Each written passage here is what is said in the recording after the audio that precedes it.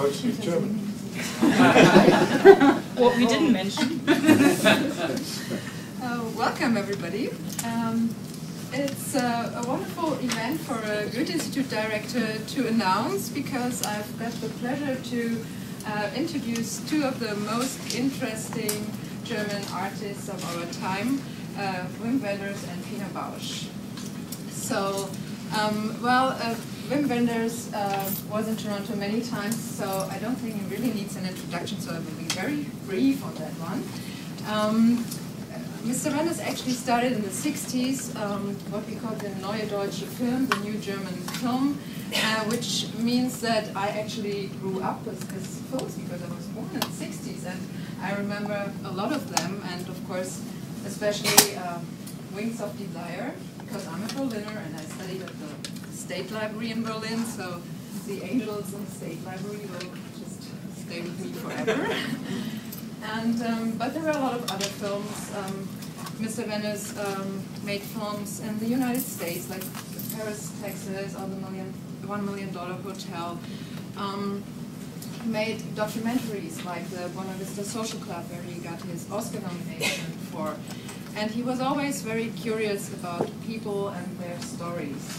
And that's also why we have this new documentary here, Pina, which is going to premiere tomorrow night at the Toronto Film Festival.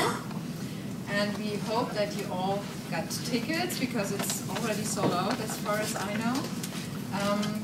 But we were very happy to get 2 tickets courtesy of German Films. And I think, is he there? Yes, oh, there he is. Martin Scheuring from German Films. German Films is the German film industry organization based in Munich, and without them we couldn't do our wonderful events around TIFF, so thank you very much, and also thank you for the 2 tickets for Pina tomorrow, and we will have a draw afterwards. So I hope everybody left his or her name in the box outside, if you're interested. Mr. Wenders was already here in June. He was a guest of the Goethe-Institut at the Stereoscopic 3D conference organized by York University here at the TIFF Lightbox.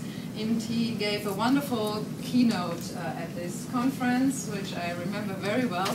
And I just want to quote one sentence. He said, well, 3D actually means 3 times difficult. So we will definitely hear more about that. So just 2 more organizational things. We will have a talk now, and then at the end there are going to be some Q&A. And this room is quite tiny, as you see, and it's either too warm or too cold. So just please ignore it and focus on our 2 guests here. And we also would like to ask you to switch off your cell phones, and also please do not take photographs during the talk, because the last time it was really disturbing. Everybody's with his iPhone and everything. So maybe there's an opportunity afterwards. So before I'd like to ask our program coordinator Jutta to introduce our second guest, I would like you to give a very warm welcome to Wim Wenders.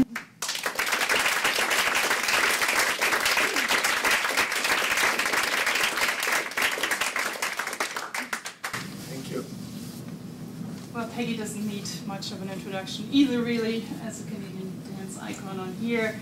We know that she danced with the international avant-garde from Baryshnikov to Morris. We know that she has an Order of Canada and the Governor General's Award. Of course, she's co-founder of Dance Makers. I'm saying it because I know somebody's here from Dance Makers.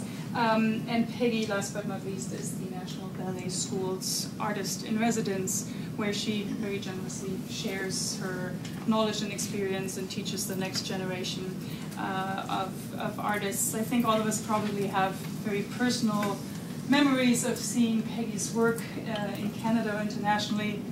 Maybe sometimes it's the small moments. I think for me it might be your work, that very intimate space at the Henry Moore Sculpture Gallery at the Art Gallery of Ontario that you might have seen. I think there's some work coming up. And of course the bigger pieces. What you might not know or don't remember is that there's a direct line that connects Peggy Baker and Wim Wenders and Pina Bausch. Nearly to the day 10 years ago, we had Pina Bausch in the city to be honored at the World Leaders Festival at Harbourfront Center. And I happened to be working there at the time, but we were collaborating with the Goethe-Institut on this. And it was Peggy Baker who we asked to dance a special homage solo piece that Peggy put together for Pina. And whoever was there that night at the Liberty Grand will not forget, I think, Peggy's huge and very thoughtful and revealing performance. And I still kind of see Pina, I think, in the first row. She was so grateful and luminous and attentive to what Peggy gave her. For me, that moment embodied what these two extraordinary women and artists share, in a way, as dancers. Their generosity, their musicality, their interest in music, their notable modesty while being able to create these explosions on the stage that we'll see in Wim's film, their delicateness and their joie de vivre. And this is how Wim fits into this picture, probably also through joie de vivre and modesty and many of these other traits, I am sure. But the entire World Leaders Festival, not a lot of people remember, this was based on a project called Why Are You Creative? And Wim Wenders was, I think he also wrote the foreword for the first book, and you were one of the people who answered.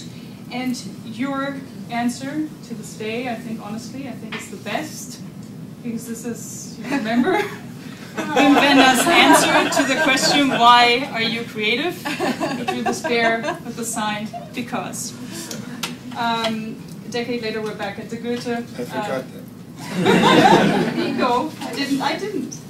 So we're back at the Goethe with this, wonderful group of people to discuss dance and film and art. And I guess Pina, even, as Sonia just pointed out, is with us here. Thank you so much. Danke, Wim. Thank you, Peggy, for saying yes immediately when I called you, about 2 weeks ago, and buried you in all the films and books that we have about Wim's work. I know you did a lot of... that was you a pleasure. delved into it, and you know Pina's work quite well, so thank you.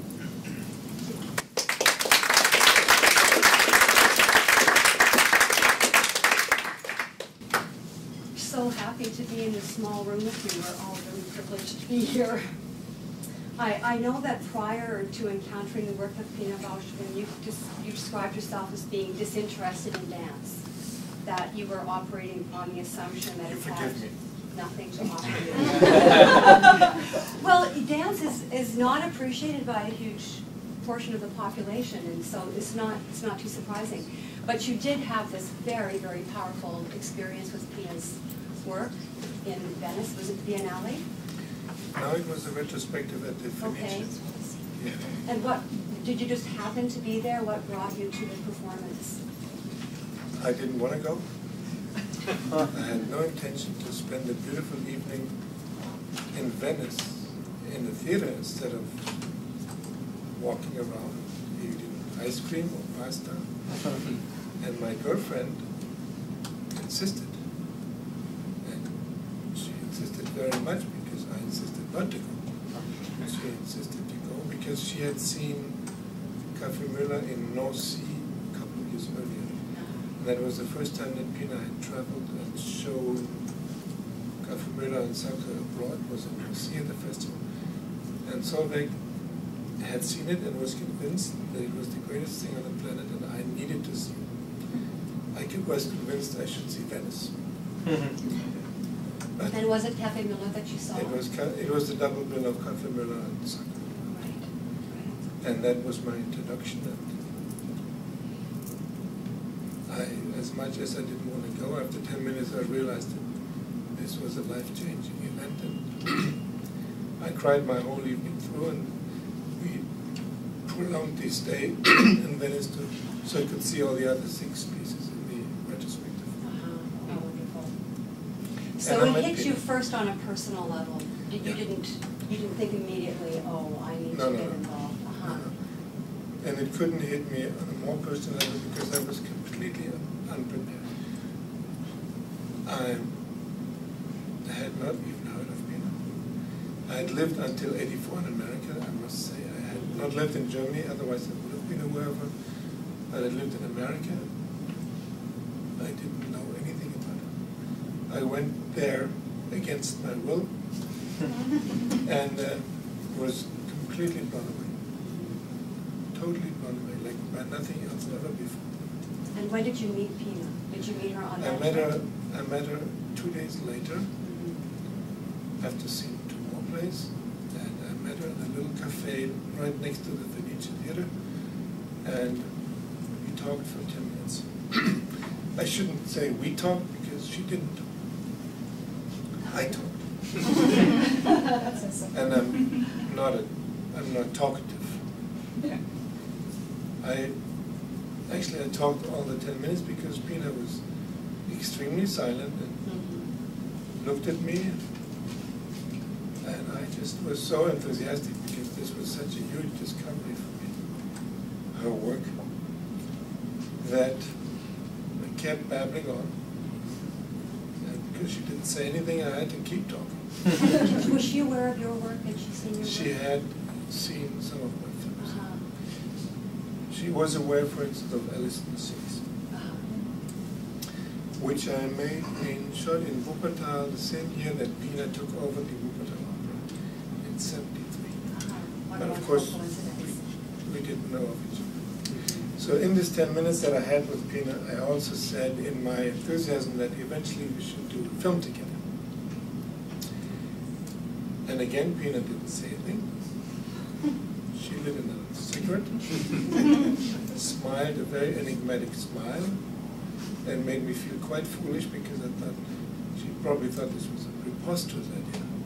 And I changed the subject. And that was our first encounter. She didn't say And so when did you raise this idea of making a film with her again? I didn't, because next time I saw her in Wuppertal, and she said, as if it had been the other day, that was a year later, you mentioned the idea of a movie. That is interesting. But you were hesitant because... I wasn't hesitant. I was Okay. all for it and very, very excited.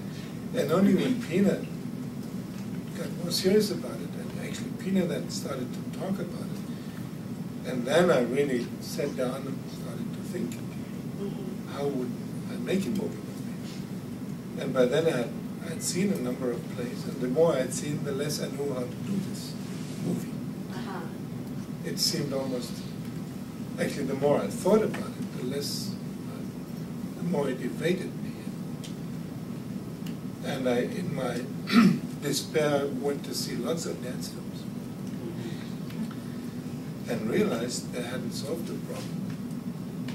And that there was an imminent problem between dancing and film. And even more so, I mean, not so much when there was a story like Singing in the Rain or stuff like that, or The Red Shoes or stuff, but as long as there was no story, or as long as it was just, for instance, filming a presentation, I didn't see anything that remotely seemed adequate. And Pina had shown me what she had recorded. German television had recorded a number of her plays, and Pina had been involved, for instance, in firsthand in Sacre de Breton, and she didn't like it. She thought it should be done better. And that was the difficult thing, because I didn't know how to do it better. I didn't know, because the more I got involved and the more I knew Pina's work, the more it seemed impossible to do it any justice with film cameras. So did you start sketching any ideas before you? Yeah, oh yeah. I sat in numerous shows and tried to imagine how to film it. And try to imagine, because that would have been the first thing. I would know how to film Pina's work in order to make a movie with it. And I have to be a little bit more precise. I didn't just want to make a film with it. My intention was, and Pina knew that, I wanted to make a film about her way of seeing. And why her way of seeing was like nobody else's. And why she saw things that film directors don't see, and that other people I know don't see. Why she was able to decipher body language like nobody else. And because Pina never spoke much, and because she was so much into watching, with such patience and such intentions, and I mean, she would watch and watch and watch, and she would never stop watching, and she would remember everything. So I wanted to make a film about Pina's look, and she knew that's why I was interested in, and how she was able to transform what she saw into these magnificent pieces. That was my interest. And I figured there was no use in making a film about her look if I couldn't show the work in a way that represented the magic or this contagious quality that it had. And I didn't know what to do. So, but even before the 3D film idea, you had sketches going, you had ideas about how you wanted to... I had ideas, but And how did that serve as an entry point for you? The possibility of 3D? 3D never came up for 20 years. 3D never came up, and nobody thought of 3D. I didn't think of 3D because it was not available. I mean, 3D had existed in the 60s, and Hitchcock had made a film and stuff. But 3D was just outside of my realm of thinking. Pina didn't think of it. Pina encouraged me to find a better way and to keep thinking. And each time we met, she said, "And do you know now?" And I would say, "Not yet." And she would encourage me to. And she was certain one day I would find. And I didn't find. It was a big stumbling block. Dance was not made for film cameras. I mean, as a film director, you know all that.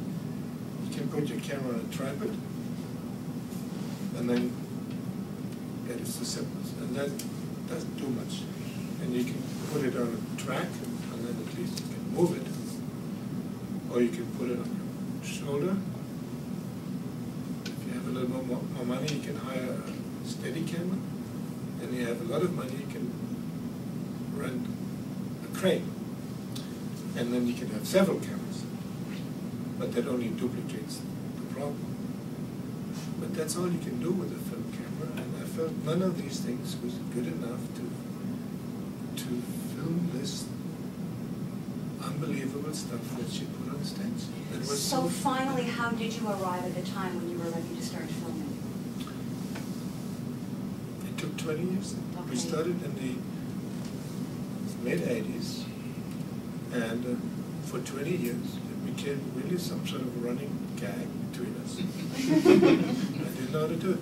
And it's not that I didn't want to. I would have dropped everything to do this film with Pina.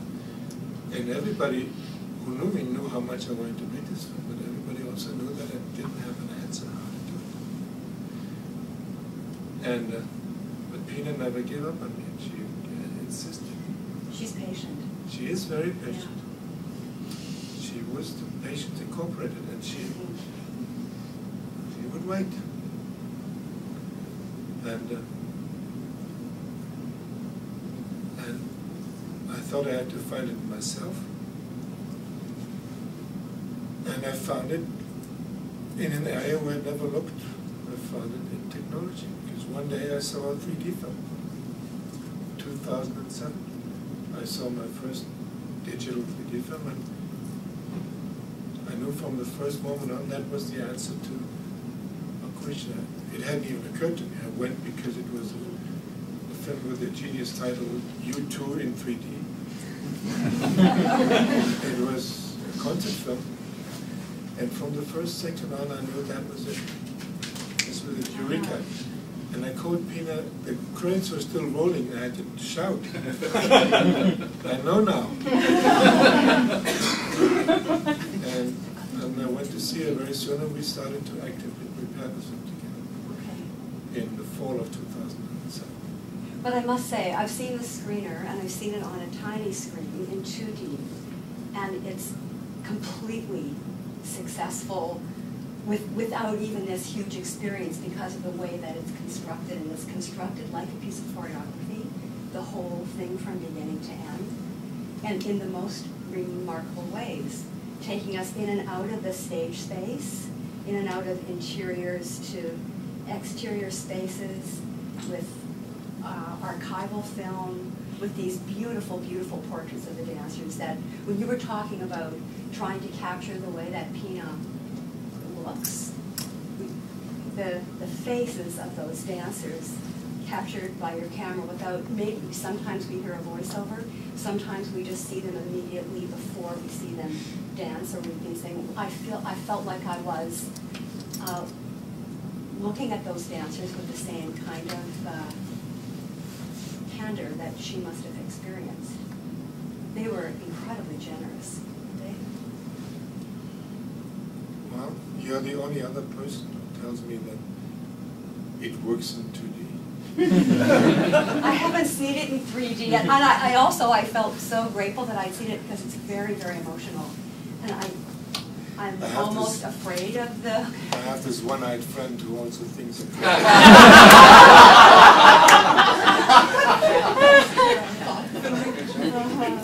No, it is. I mean, you're very right about the presence of these dances, and they're the ones responsible for the fact that the film just. I gave up on the film, completely canceled it, called everybody, says the film is not going to be made.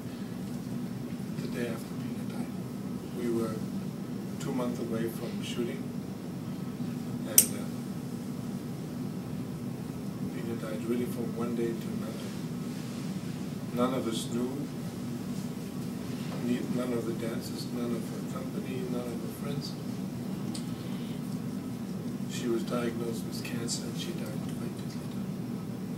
And the only person who knew was her son. And she didn't want anybody else to know. And I canceled the film because the film would have been the film about Pina's eyes and her look. I wanted to watch her work. In the concept of the film, we would have gone, I would have accompanied the company to, I should have shot in Wuppertal, I would have accompanied them to Korea and to South America. I would have traveled with them over the course of a year, and we would have shot these 4 pieces that Pina selected for the film. And then she died, and the only thing left to do was to just say, well, that was it. We waited for too long. So and then and it was weeks later, 2 months later, that the dancers, our company, they had decided very soon after her death to continue and fulfill as a company the obligations touring and performances there. And that's had elected artistic directors among themselves. Pina's longtime assistant and the oldest dancer, Dominique Marcy, they became the artistic directors. And they, as the ensemble as such, had decided to stay together and continue for, at the time, at least 3 years. So, and that's why 2 months later, after Pina's death, they started to rehearse these pieces that Pina and I had wanted to film together. And the dancers more or less told me and made it clear to me that they didn't think it was a good idea not to film them. And that they, on the contrary, were convinced Pina would have wanted us to film them. Pina's look were still on these pieces, and some of the young dancers had been rehearsed by Pina. And who knew when they're ever going to do these pieces again? So the dancers said, we're doing it. Pina wouldn't understand that, you know. Well, thank goodness she went ahead. And then we jumped back in, and at least shot these 4 pieces in order to preserve them in their entirety. Oh, you did? Oh yeah, I also edited them, all 4 in their entirety. They exist. And they'll be released separately as... We don't know yet, because they really belong to the foundation, Pina Bausch Foundation. And we don't quite know what to do. Maybe there's going to be a box set, or they'll be released as single pieces. I don't know. But we finished them. So we filmed these 4 pieces, which took a long time, and then we didn't have a film, because obviously these 4 pieces would not constitute a movie. And we just jumped back in without much of a concept how to do a film without Pina. But it was obvious we had to film these 4 pieces, so we filmed them. And they were all filmed in a stage setting? All entirely on her stage at the Wuppertal Opera. So all the exterior, all the other scenes were ideas that you came to later? All of that was not even, at the time, was not neither planned nor thought of. We had our hands full to shoot the 4 pieces. And then we took a break for 3 months. And I went and started editing these pieces to know how this looked in 3D. I mean, we shot it in 3D, but I had never edited 3D, so I started to edit, and I started to think how this could turn into a film. And how the idea of making a film about Pina's eyes and her way of looking at dancers and at life, how I could still somehow make it. And that's because I had gotten to know these dancers so well by then. They'd worked for weeks and weeks together, that I realized that they were my only asset. And the only way to finish the film was with them, and that slowly brought the realization that in order to finish the film I had to adopt Pina's own methods. And Pina's own methods, and the way she has developed her plays, her pieces, she would rehearse for weeks and months with the dancers, and she would not give them stuff to dance or show them stuff. She would ask them questions. At least that's the method that over the years slowly evolved. In the last 20 years, all of her pieces were made like this. There was a subject, an idea for a piece. Sometimes it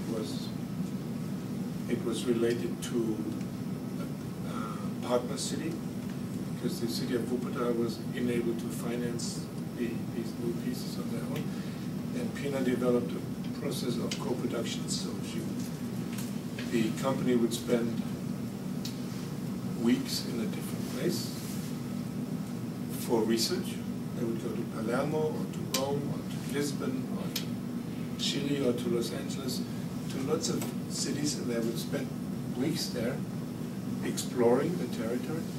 And then they would go back, and Pina would start asking her questions.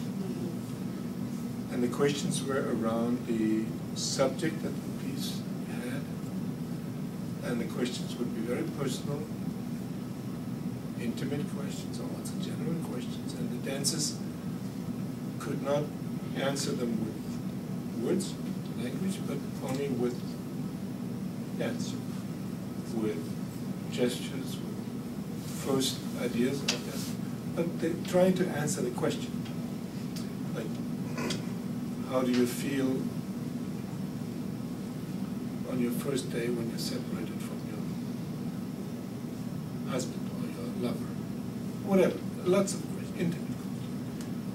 What does So you entered what into the does same the morning relationship sun with mean these to you? dancers by posing questions. Yeah, I did the same. And this is how you chose your locations and Why are you going so fast?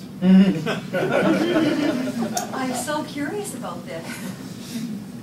I adopted Pina's method, and I asked the dancers questions about Pina, I see. about Pina's eyes, about what Pina had seen in them, what was the best that she had brought out in everybody.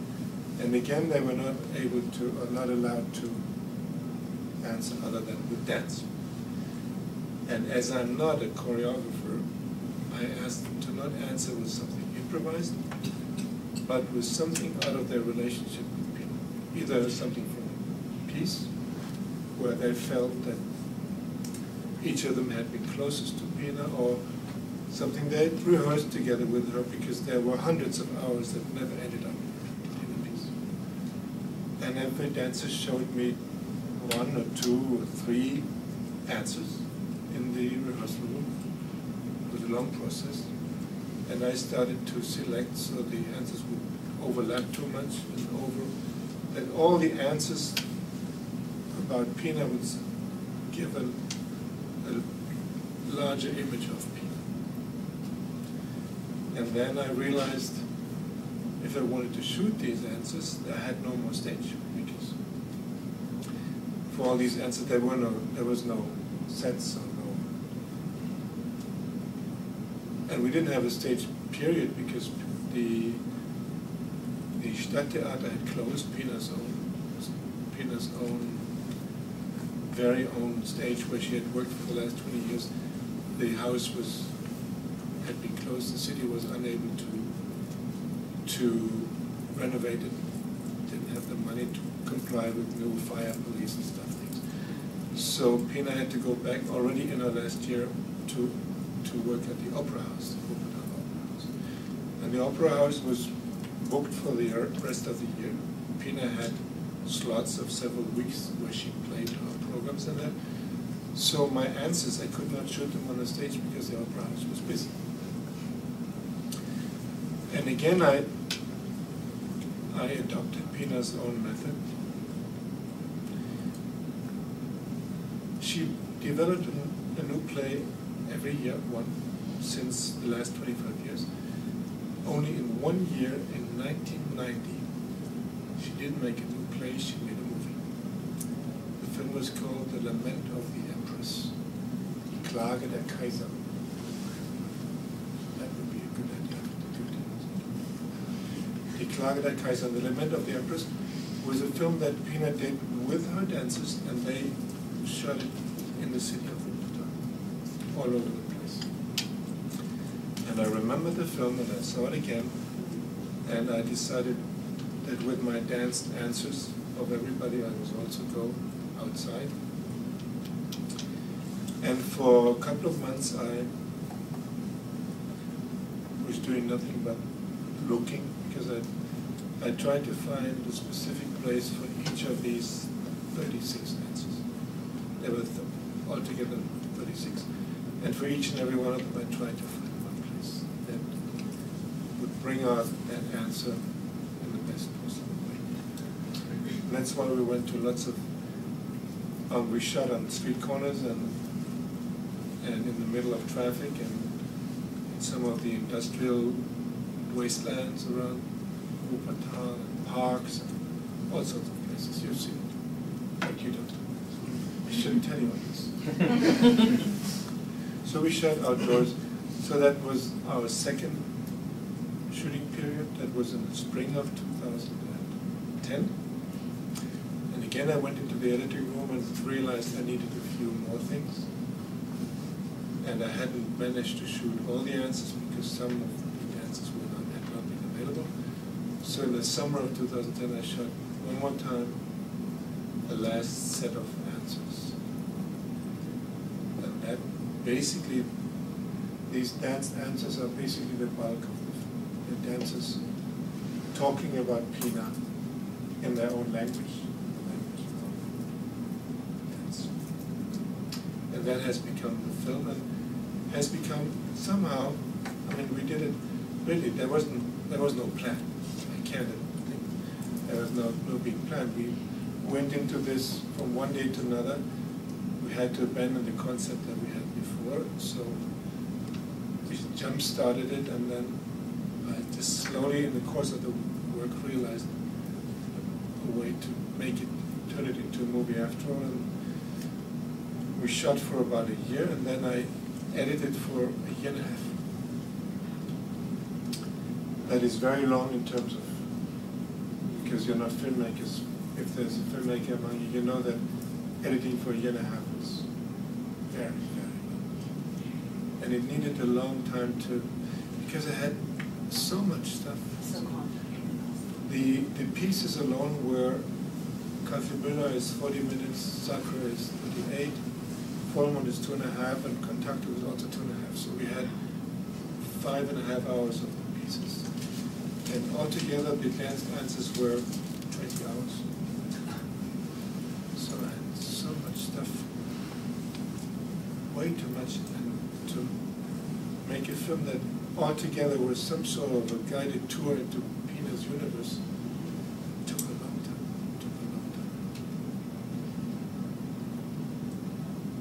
It's a difficulty with a documentary if you don't have a thread, and we didn't have it. To find the thread and to then find a way that it emotionally and mentally makes sense. It took a long time. And as you saw it on a small screen, you probably are very much more aware of this thread than if you see it on a movie screen. You sort of get lost much more. And if you saw it in 2D on a small screen, you probably very much realize the structure it had. It's a funny thing that on a big movie screen, you get so much involved in the moment that the structure disappeared, but of course it's still there. What other questions? Well, fortunately, it's time to, I can't ask you any more questions because I need to offer the opportunity for people here. Yeah, it's already 20 after. Yeah. Oh yes, we have to. Go ahead, sir. It's not the dernier métro. What was it specifically about 3D that solved the problem you had? Well, Peggy mentioned that she watched the film and there were these portraits of these dancers. Right? That's the kind of portrait you know from every movie, close-ups, television show and stuff. And in 3D, if you have somebody sitting in front of the camera, that is an entirely different thing, and you will see that when you see it. It's an entirely different thing. Because on a two-dimensional screen, on any TV screen or movie screen so far, you have a flat image, and the person sitting in front of you turns into a flat image like anything else, like any landscape, like any room. And we have all got accustomed to the representation of a human being on a movie screen.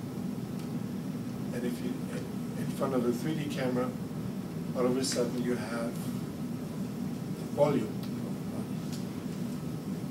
The person has round shoulders and a round head, and the face is protruding, and you feel the entire volume of the body, and the presence of the person in front of the camera.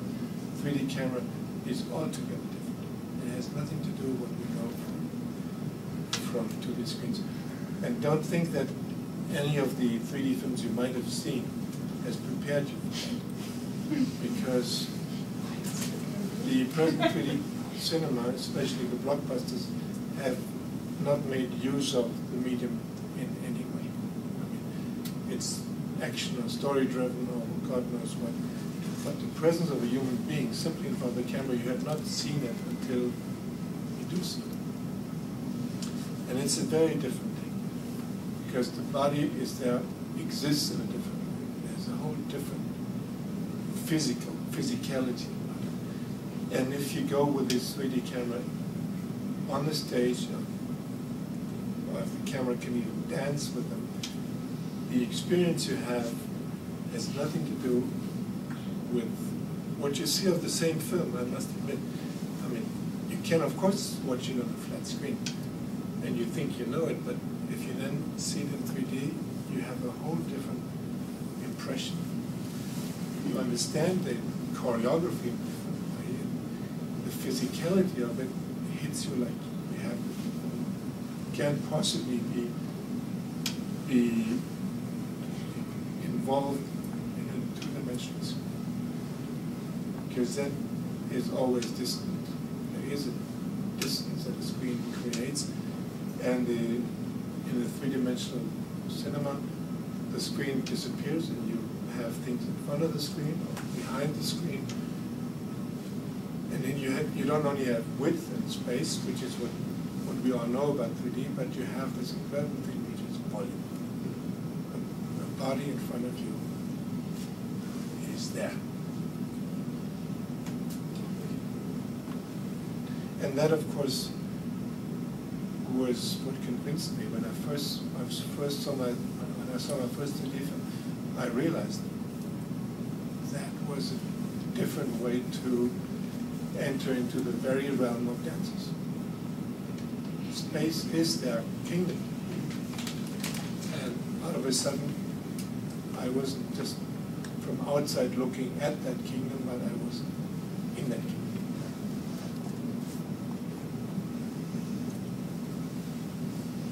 Yeah. Contemporary dance can sometimes be a hard sell. Was it hard for you to obtain financing for the film? We started financing this film in 2008. Pina was an icon in Germany, and there hadn't been any decent work done about her. We financed it mainly with public money, mainly from the state of North Rhine-Westphalia, where Pina and Wuppertal was located. It was difficult because most of the financing partners had only one question: can we also see it normally? Because nobody believed in 3D. That was a year before Avatar came out. And we had shot most of the film when Avatar finally came out. And I'm eternally grateful to Cameron that he made this film, because it put us in a different landscape on this. Until then, everybody thought we were crazy. And then Avatar came out, and out of a sudden it was legitimate to work in this. So I'm really very grateful for it. And of course I saw the film quite often. But we had shot most of the things already, and as this film is only very little is shot on location, most is computer generated, we couldn't learn so much from it. But I was happy because it changed our standing. And out of a sudden theaters were starting to put in the equipment. And out of a sudden it looked like we could even have theatrical distribution. Because until then it was more or less a pipe dream. You could count on one hand the amount of theaters that could show a 3D film in Germany in 2008 or 2009. When Pina was released this year, it ran in up to 135 screens in 3D in Germany. Thanks to Cameron.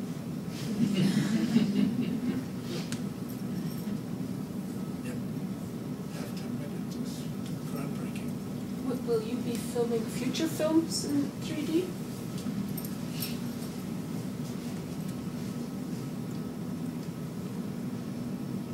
John, my producer, is very scared of my answer because he knows it by now that I can't go back. And shooting it with a flat image for me would feel like going back. We haven't even scratched the surface of what you can do. Pina is not a normal 3D. Pina is not a documentary, you could say, because we're filming choreography, and choreography as such is fiction. It is an invention. So we are filming fiction. As such, of course, we had a documentary approach, and you want to share something with people that you like so much, like I did. That is a documentary approach, but you couldn't really say that this is a documentary. documentary. But then again, everybody says it's a documentary because it's also not a fictional film. So we are officially playing at the festival and everywhere else there's a documentary. I would love to do a real documentary. I mean, going out into the world somewhere, because I think that is the real future of this medium is on our planet, and the documentary is the ideal thing. 3D is the ideal thing for documentary. And the cameras are small already. The last leg, because we already had totally run out of money, the last leg we shot was on 2 tiny little photo cameras, Canon 5Ds. You can already shoot it quite cheaply. And I'm very much hoping that a lot of young filmmakers, documentary makers and students will pick up this new art form and show these guys in the big studios that it's useful, not just a tool of breaking in the money. Yep. It sounds like you have a great awe for the work that Pina has created. And I was wondering, as a filmmaker, how has her work and how has dance in general influenced you? And is it possible to put into words how dance can influence film? I mean, your work is somewhat of an answer, but It's almost impossible for me to answer because I wouldn't know what I would have done, what would have become of me if I hadn't encountered Pina in 1985. And I really saw a lot of her work at the time. And the next film I made was 2 years later, was Wings of Desire, and it is by any standards the most choreographed film I ever made. And I cannot say that it was directly influenced by Pina, but I don't think I would have made this film without having known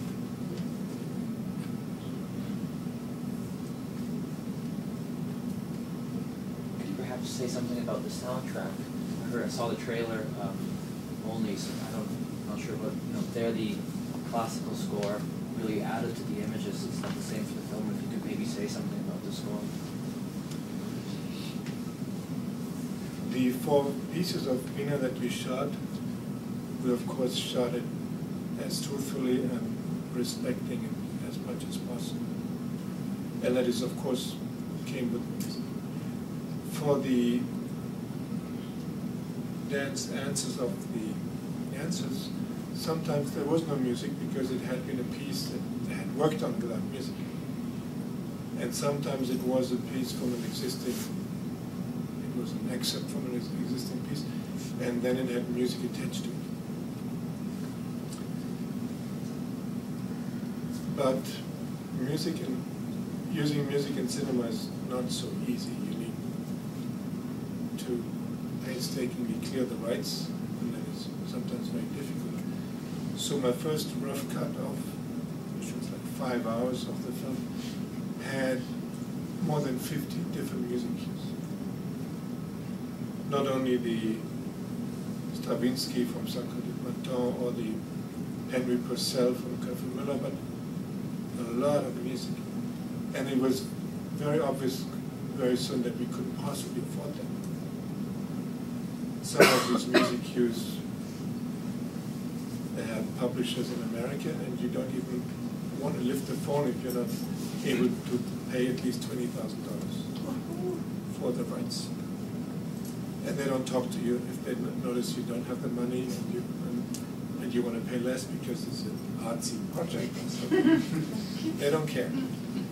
So it was very clear that we needed to have all the music in Pina's plays, in the 4 pieces. And that was very expensive, but we needed to have them all.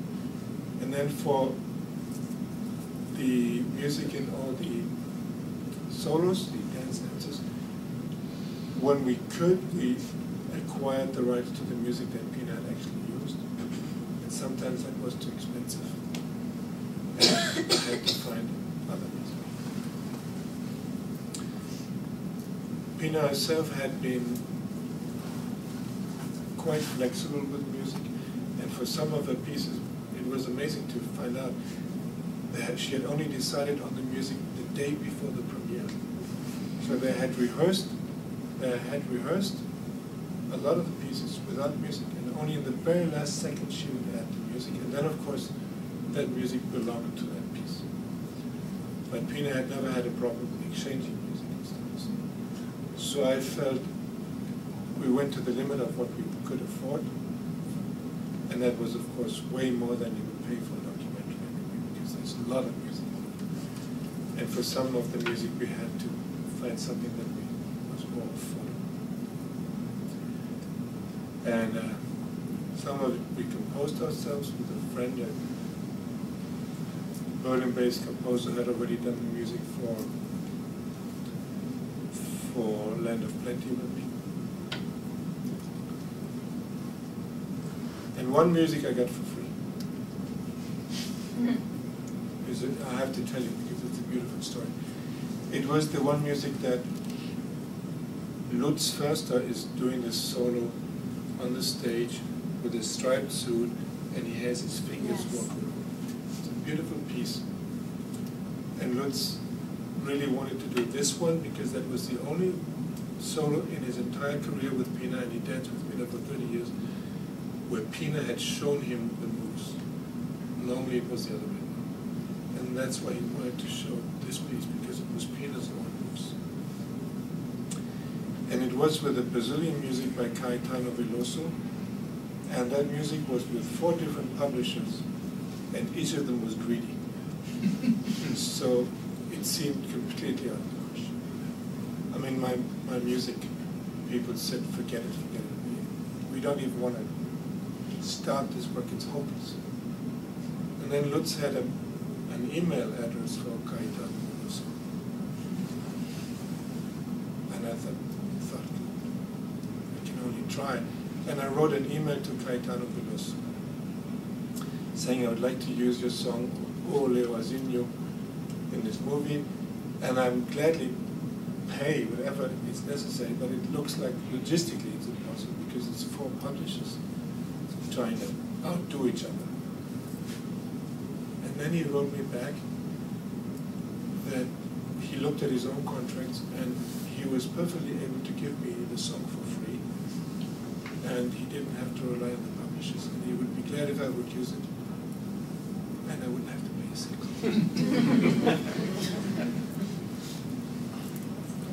That has not happened to me in 40 years. That is.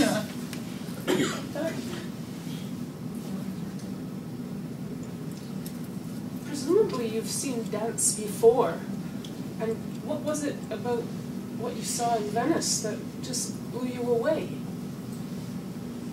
I hadn't seen dance before. I had seen classical dance, and it had never touched me. In a way, I felt it wasn't for me, and maybe other people got more out of it than I did, but it had never touched me. And I hadn't seen much modern dance, a few things every now and then in Los Angeles. Yeah, but it was. I was interested in other things. I was interested in music and theater as well, painting, God knows what, but dance was not for me. And that's why I tried to escape that night and go out in Venice instead of, and Pina's work is so different from anything I'd ever seen, not necessarily now today, because she had a lot of influence and a lot of dance companies started to work with different approaches. You see, Pina's, I can quote that motto of hers, it's very well known in the dance world, but maybe you never heard of it. Pina said, I'm not interested in how my dancers move. I'm interested in what moves them. And that is in a nutshell the reversal and the revolution that she brought about. And of course today there's lots of companies who work with that principle, and who work with improvisation, and who work from material that is coming out of life. And I was so touched when I first saw play by his first pieces by Pina that night, because it wasn't aesthetic. It wasn't. I didn't need to know anything about dance in order to be touched.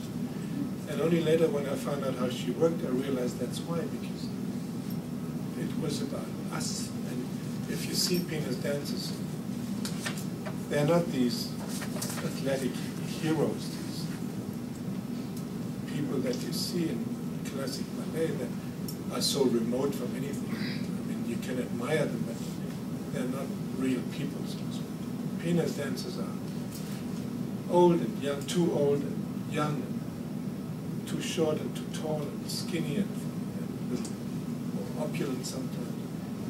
And they're the common humanity, so to speak. And out of a sudden, I felt this talk to me, and this was life itself that was on the stage and was reduced to a language that I could follow and speak. And before, dance was a language that didn't touch me. It's different now, and I can also see other pieces in other companies and finally see something that I didn't see. But because Pina was that initial impact, it stayed so much stronger with me than anything else. And I'm not sure if anybody else really worked that way or acquired this, or worked on this whole encyclopedia of human behavior on body language. I don't know. She created this incredible.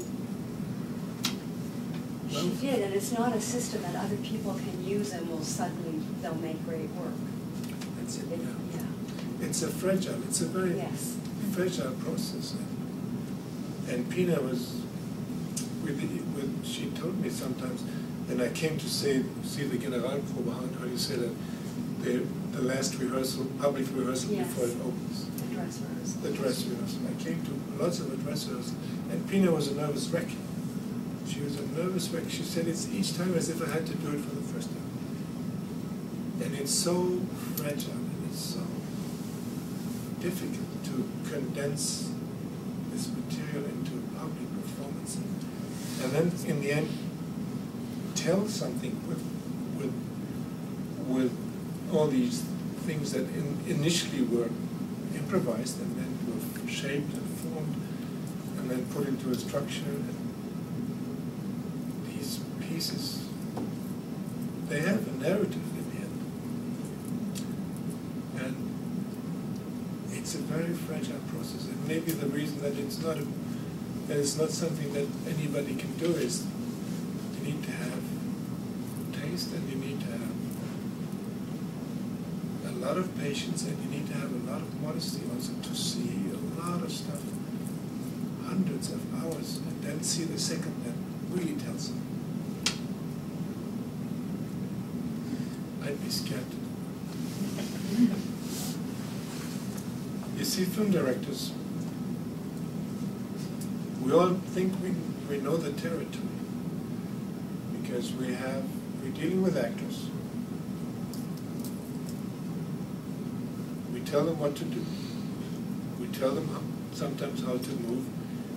Nicholas Ray told me, for instance, tall story, but he told me, I taught James Dean how to walk. So we think as film directors we have a hand in there. We know and we correct them and we say don't do that, do that. So after a while you think you understand a little bit about body language. And then you see Pina and you realize we're fucking analphabets. We know nothing. We know nothing. At least that's what I understand.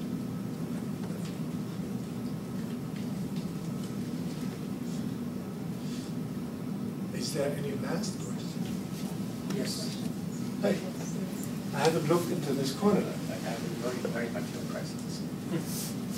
Can you imagine, if you can at all, speculate on Pina's reaction to what you've done?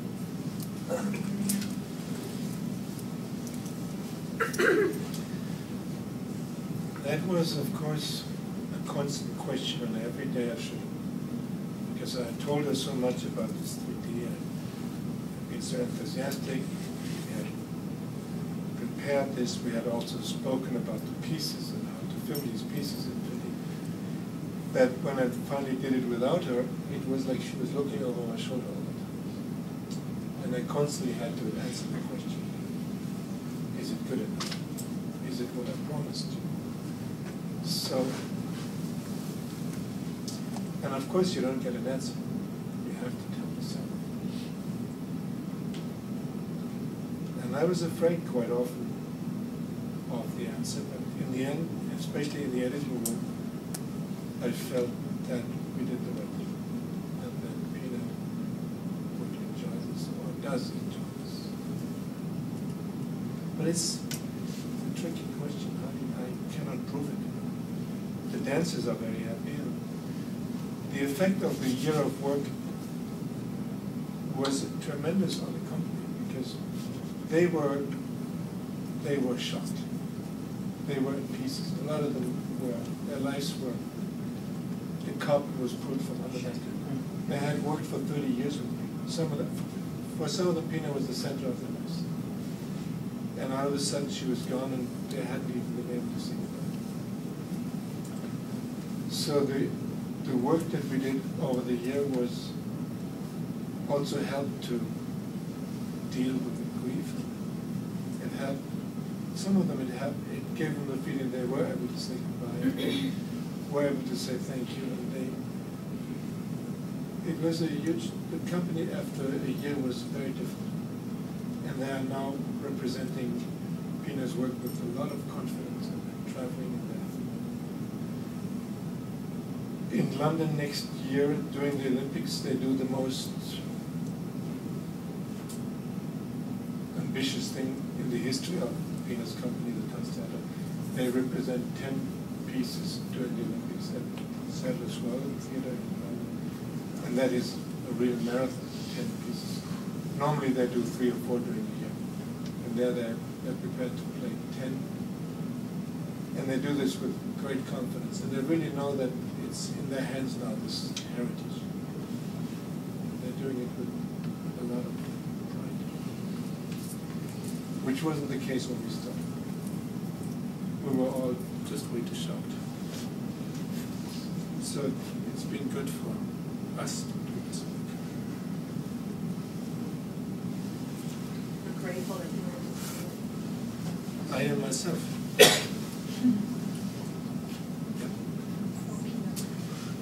Thank you all. Thank you.